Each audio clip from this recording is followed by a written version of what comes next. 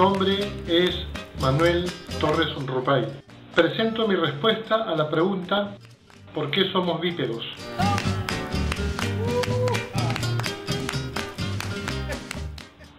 Si bien no se han encontrado restos fósiles que demuestren el tránsito acuático del simio arbóreo al homínido bípedo terrestre, todas las investigaciones, hallazgos de fósiles, su ubicación geográfica, la datación de fechas, nos llevan a la zona de los Grandes Lagos del centro y norte de África hace 20 millones de años atrás. La vía acuática al bipedismo planteada por Alistair Harvey en 1960, por Desmond Morris en 1967 y especialmente tercamente sostenida por la periodista Elaine Morgan en sus últimos 40 años de vida, es sistemáticamente ignorada en todos los documentales de Discovery Channel y National Geographic. En un último documental de Discovery presentado en noviembre de 2014, aceptan que la hipótesis de la sabana al bipedismo es errónea, pero proponen la idea que la parte occidental de la falla del Gran Rift, conocida como la falla albertina, y que forma la cuenca del río Congo que desagua en el océano Atlántico, creó hacia el oriente laderas de gran pendiente. Los simios, para escapar del acoso de los depredadores carniceros, se refugiaron en dichas laderas y que por ello adquirieron el bipedismo. Esta vía de las laderas al bipedismo es absurda. Sorprende que Discovery presente esta superficial teoría y obvie la consistente vía acuática al bipedismo. Si la vía de las laderas fuera cierta, los monos geladas de Etiopía que viven en laderas serían bípedos. En los científicos académicos existen muchos prejuicios teóricos y culturales que distorsionan su razonamiento y los llevan a erradas conclusiones a pesar de contar con excelente información. Por mi parte tomo como ejemplos a Erastótenes de Cirene, a Giordano Bruno, a Johannes Kepler, a Miguel Servet, Erasmo de Rotterdam, Tomás Moro, Miguel Faraday, Charles Darwin, Edwin Hubble, Carl Sagan. Eratóstenes, matemático, astrónomo y geógrafo griego, nombrado por Ptolomeo III como director de la Biblioteca de Alejandría, midió la circunferencia de la Tierra, la distancia de la Tierra a la Luna, de la Tierra al Sol y el tamaño del Sol. Acertó en dos, en el tamaño de la Tierra y el tamaño del Sol, hace 236 años antes de nuestra era, o sea, hace 2250 años. La esfericidad de la Tierra y su tamaño, demostrada por Eratóstenes en base a razonamientos de geometría, fue la base, aunque distorsionada, para que 1740 años después el genovés Cristóbal Colón descubriera América y el portugués Fernando de Magallanes impulsara la circunnavegación de la Tierra, dando inicio a la mundialización de la civilización europea. Giordano Bruno, sacerdote católico dominico, en 1590 propuso una visión cosmológica que superaba la visión copernicana sostenida por la Iglesia Católica Romana. Afirmó que la Tierra no era el centro del universo sino un planeta entre muchos, que el Sol no era único sino una estrella entre muchas, que el cosmos era infinito. Como consecuencia, la Inquisición lo arrestó, juzgó y asesinó, quemándolo vivo en la hoguera 400 años después la ciencia cósmica ratificó su visión. Johann Kepler, ministro luterano, astrónomo y matemático alemán, revolucionó la ciencia astronómica cuando en 1609 publicó Astronomia Nova, o Nueva Astronomía, en la cual sustentaba las 3 leyes astronómicas que han posibilitado los viajes espaciales actuales y del futuro. Anunció leyes espaciales con 350 años de antelación a su aplicación. Johann Kepler vivió en una época de guerras religiosas, de reinos católicos contra reinos protestantes, de destrucción de la economía, la cultura y el comercio, de genocidios, de saqueos y persecuciones de refugiados masivos. La guerra y la peste arrasó con la población, y dentro de esto Kepler sufrió la persecución sectaria. Perdió su primera esposa e hijos. Sostuvo una desesperada lucha por años por evitar que su anciana madre, curandera herbolaria, fuera quemada viva por bruja. Kepler mismo sufría de una precaria salud. Aún así, en su intento de comprender la obra de Dios desde el razonamiento matemático, llegó a establecer las bases científicas de los viajes cósmicos.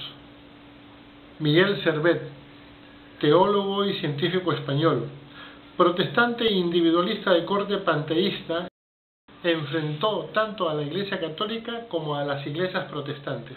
En 1546 publicó Restitución del cristianismo, en la cual argumenta su pensamiento teológico.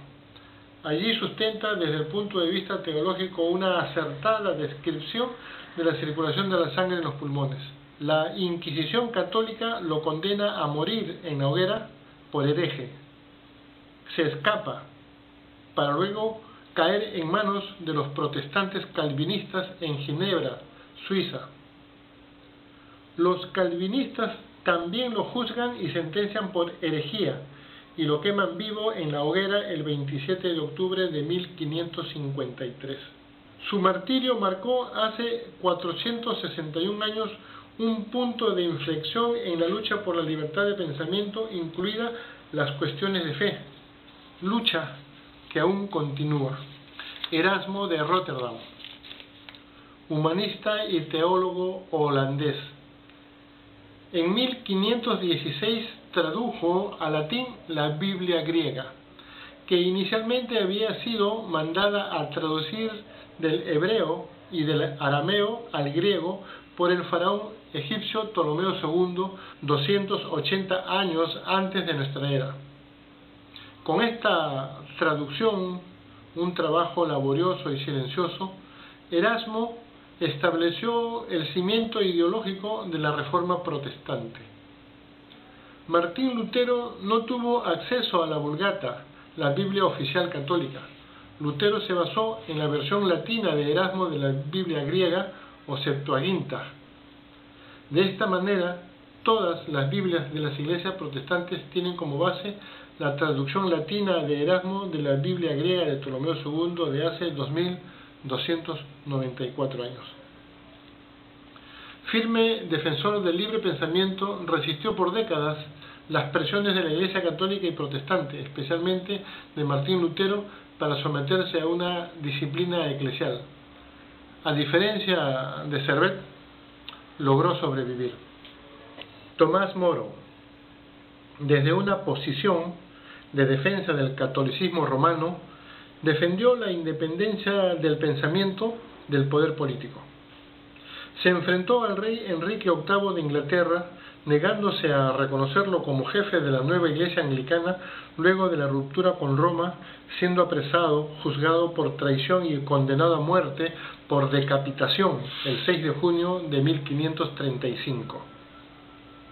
Aunque combatió la reforma protestante como herejía, y en su puesto de canciller del rey persiguió, interrogó, torturó a protestantes, llegando a quemar a 6 personas en la hoguera, se le recuerda principalmente por su obra Utopía. Allí, Tomás Moro sostiene la idea de un cristianismo sin propiedad privada, de vida social comunista y democrática de masas corporativa, adelantándose en 340 años a las propuestas comunistas de Carlos Marx. Miguel Faraday, físico y químico inglés sin formación académica formal. Sus estudios, a inicios del siglo de 1800, sobre el campo magnético alrededor de un conductor por el que circula corriente continua, estableció las bases para el desarrollo de los motores eléctricos, el conocimiento del magnetismo de la Tierra y de los planetas y del sistema solar. Es muy amplia las implicancias de los descubrimientos de Faraday, incluida la teoría de la relatividad de Albert Einstein. Faraday era un pastor protestante dentro de una rígida sociedad clasista inglesa. De origen humilde y sin estudios formales, supo elevarse por encima de tales limitaciones para convertirse en uno de los científicos de mayor influencia en la actualidad y para el futuro, ya que el electromagnetismo es la base del desarrollo tecnológico y energético no contaminante. Charles Darwin, cristiano anglicano, publicó en 1859 El origen de las especies, luego de 23 años de recabar información desde el viaje de 5 años del velero Beagle. Durante esos años, Darwin se debatió ideológicamente entre sus conclusiones evolucionistas y sus propios prejuicios y los prejuicios de una sociedad ultraconservadora, victoriana y anglicana. Un conflicto emocional tan agudo para él que le provocaron diferentes enfermedades psicosomáticas que aún son temas de estudio. A pesar de ello, logró elevarse por encima de esas ataduras y anunciar sus descubrimientos que revolucionaron las ideas sobre el origen del hombre y la evolución de la vida. Edwin Hubble, abogado y astrónomo aficionado estadounidense, trabajó desde 1919 en el observatorio del Monte Wilson, el más moderno en esos años. Entonces se consideraba que todo el universo era solo nuestra galaxia. El estudio sobre el corrimiento de los colores de la luz de las estrellas demostró que el universo es mucho más vasto, ratificando científicamente la especulación cosmológica de Giordano Bruno propuesta 340 años antes. Finalmente, Edwin Hubble demostró la asombrosa expansión del universo. Carl Sagan, cosmólogo y divulgador científico estadounidense, nació en Nueva York en el seno de una humilde familia judía de origen ucraniano. Frente a la avalancha de información que los nuevos telescopios espaciales recogen del cosmos profundo, a la par que se dedicó a estudiarlos e interpretarlos desde la ciencia, se dedicó a difundirlos por todos los medios de comunicación masiva que tuvo a su alcance: radio, revistas, periódicos, la televisión, el cine, el ensayo, la narración.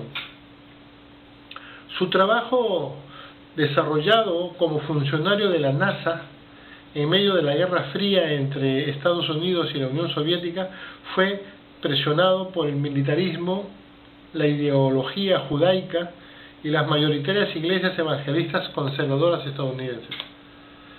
Pero Sagan tuvo la fuerza de elevarse por encima de estos nubarrones y ataduras para difundir un pensamiento científico y el estudio de las cosas con un método científico, iluminando los rincones oscuros donde se atrinchera la fe y el sectarismo. ¿Qué tienen en común estos 10 personajes que, basándose en una observación de datos reales, desarrollaron la especulación lógica, elevándose sobre los prejuicios propios y sociales para dar impulsos, saltos al conocimiento humano, pagando con su salud, la seguridad de su familia e incluso su vida en terribles muertes?